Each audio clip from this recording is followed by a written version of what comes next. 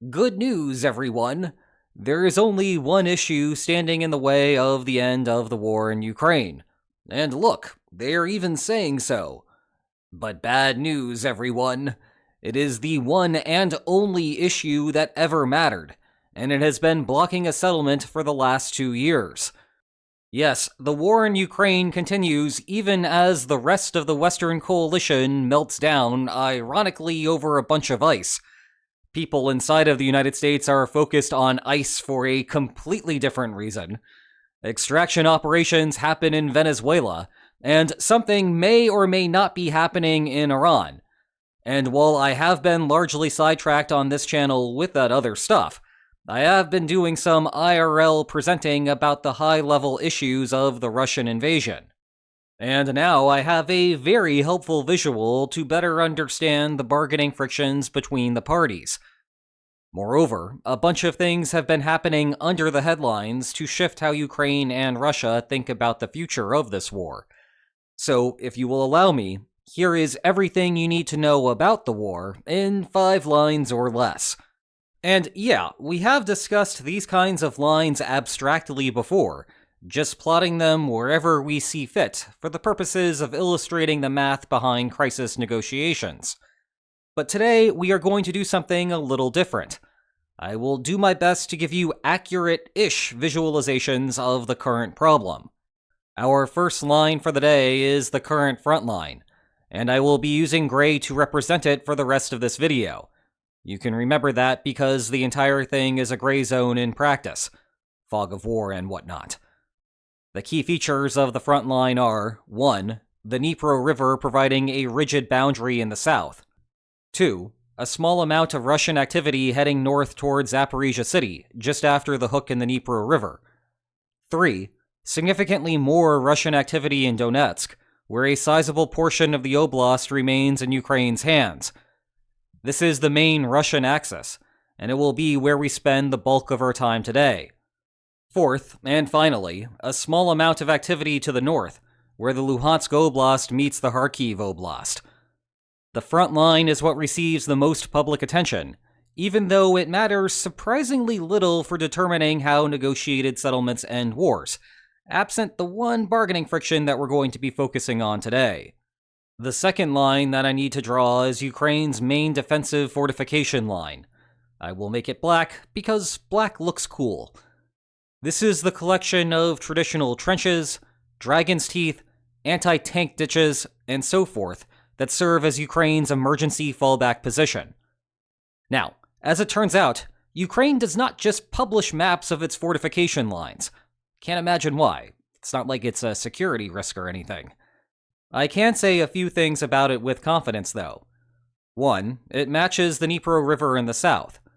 Rivers, after all, are among the best natural defensive fortifications. Maybe not as good as being protected by both the Pacific and Atlantic Oceans, but you will take the water given to you. 2. The remainder is certainly not east of the front line, because that would just be silly. 3. There are actually a bunch of defensive lines here, but I will try to reduce the complications for ourselves by focusing on a main one.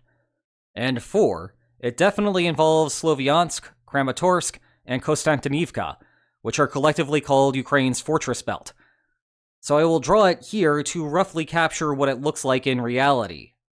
The key strategic point about the line is that fighting gets progressively more difficult for Russia as Russian troops approach it. Passing it would then make life easier for Russia, and then things would once again get progressively more difficult afterward as Russia's supply lines expand. The third line of importance is the expected outcome line, which I will keep in the traditional white. This represents what the expected outcome of war would be if the parties continue to fight to a complete military conclusion. One of the key points for today is that, by many accounts, the expected outcome is west of the defensive line. Note that this is not a claim that Ukraine's defensive line will inevitably fail. Hence, this is an expected outcome. Repeat this war 100 times, and maybe 20 or 30 of them wind up with Russia falling short. So do not at me if that happens. Also, there is no saying that Russia would reach this expected outcome anytime soon. Place bets now on whether it happens before the next Grand Theft Auto comes out, between releases of Grand Theft Auto and the next mainline Zelda game, or after the next Zelda. Finally, we have our old friend, the both literal and figurative red line. The space between the red and white lines represents how Russia internalizes the costs of war, be it lost lives or destroyed wealth, in terms of the territory at stake. Note for later that this is representing the costs that Russia has not yet paid. Everything that has happened through 4 years of war are sunk costs, and therefore have no direct impact on this calculation. As always, any division west of the red line is something that the Kremlin would prefer to fighting the war to the bitter end, as it is close to what the war would produce, but does not entail paying those costs. Now, it is reasonable to conclude that Russia's continued physical costs of war will remain high. If you think about how much of a killing field the gray zone remains, just continuing the war at all means that there will be a ton of bloodshed. Heck, one of the hardest things to do on the battlefield right now is to evacuate the wounded, because of all of the loitering munitions hovering over it. Actually, this problem has been elevated to the point that it is one of the tasks that NATO's Allied Command Transformation is trying to solve, working in conjunction with Ukrainian partners at the Joint Analysis, Training, and Education Center, and sponsoring an innovation challenge in London last month to work on new solutions, like tech that allows medics to retrieve vital signs without broadcasting signals to the enemy. But that is something being field-tested on the Ukrainian side, and thus it does not influence Russia's critical red line. And it is also a longer story that I am saving for a later video. Despite all that, and despite me not knowing exactly where the red line is in practice, I am fairly confident that it is to the west of Ukraine's defensive line. Or at least I am confident that the Kremlin believes it is there, which may be more important than whatever the reality of the situation is. This is in part because Russia has succeeded for years at this point in slowly moving the front line, and slower in the last month. Hold that thought for later. It is also because the red line captures how Russia internalizes the value of the territory versus the loss of life. Notwithstanding this video, Putin has shown nothing if not a willingness to throw it all in the grinder. Perversely, that means greater bargaining power and a red line closer to the white line.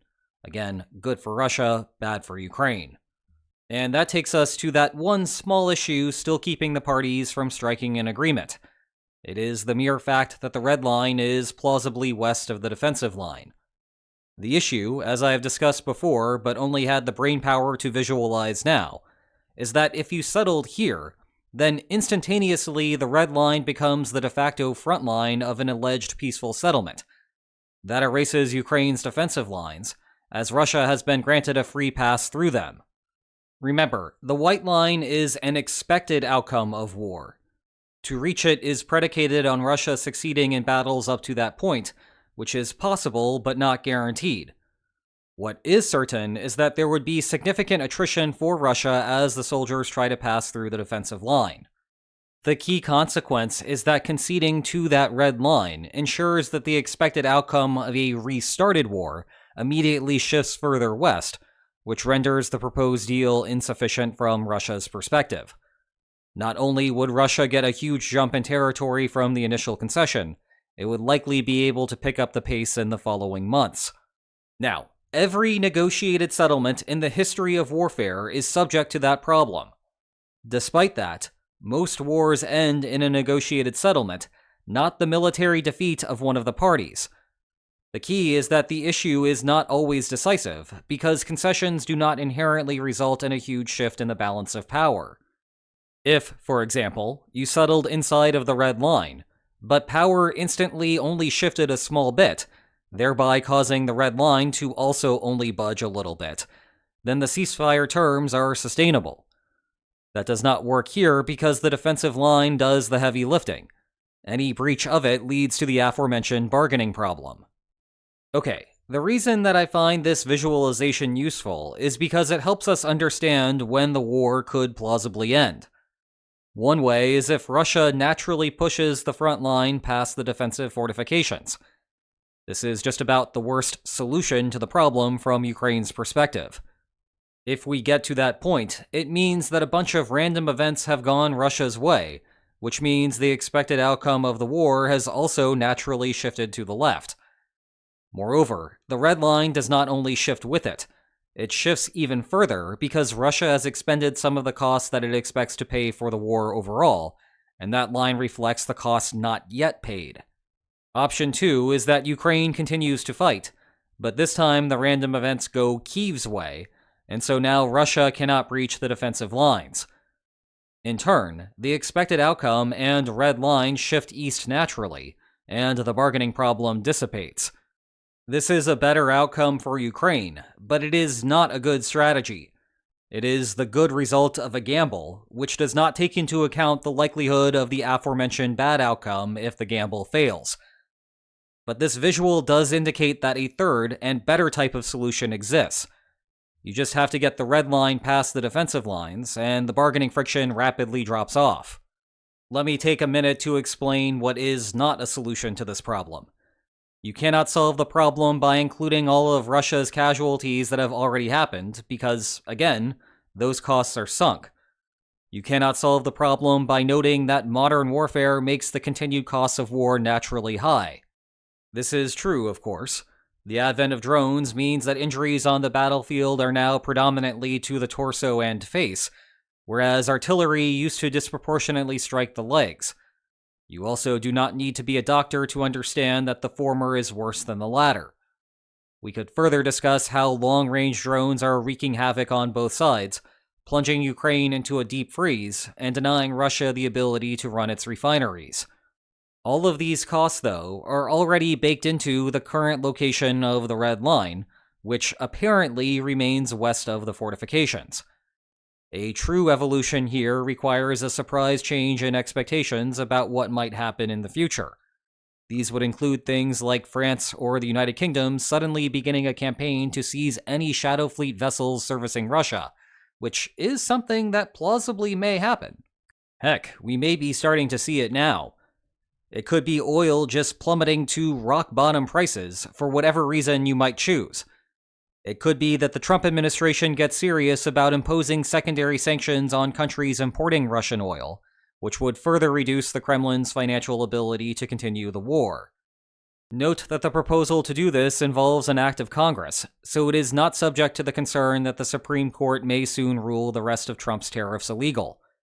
It could be a real surge in military spending, be it from Europe, a Trump administration that randomly goes down that path, or a post-2026 midterms Congress, which mandates that spending thanks to its supermajority support. It could be the CIA developing another weird trick to shut down Russian refineries for a longer period of time than anyone expected previously. It could be sudden domestic turmoil in Russia, which is the bit most clearly already baked into the war expectation, but the actual manifestation of which has not gone anywhere. But until one or more of those things happen, that one last issue holding up a peaceful settlement is going to continue holding up a peaceful settlement. Meanwhile, let me hold up a thumbnail of yesterday's Q&A video over on Lines on Maps Extra, in case you want to hear me rant about various things that you all suggested. And if you enjoyed today's video, then please like, share, and subscribe, and I will see you next time. Take care.